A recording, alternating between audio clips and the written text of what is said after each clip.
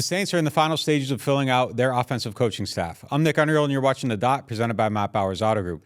New Orleans is expected to announce Clint Kubiak as their offensive coordinator, possibly as soon as today, so that hire will be official sooner than later. But there is still some mystery to how the rest of his staff is going to fill out. We don't yet know exactly who the running backs coach or wide receivers coach will be, but we're starting to get some clues today as to who those hires might be. At wide receivers, the Saints are interviewing Keith Williams for that job. He spent the last 3 years with the Ravens as the assistant wide receivers coach, and he has been a wide receivers coach for the last 2 decades in various capacities at the pro and college levels.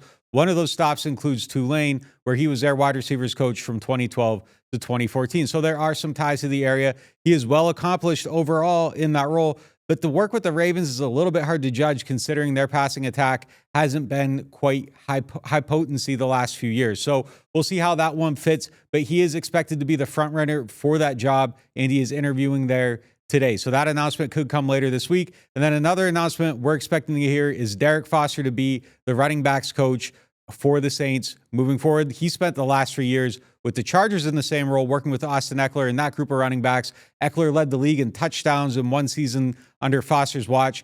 He's very familiar with that type of running back, and Eckler is very familiar and similar to Alvin Kamara. So that should be a natural fit. Maybe he can get a little bit more out of Kamara, seeing the way that Eckler has worked and just working him in. So just in the idea of it, the fit, it makes a lot of sense, and he is expected to get that role. So later this week, we should have an announcement of who all the hires are going to be for the Saints, and we're starting to get some clues as to who the rest of those guys will be.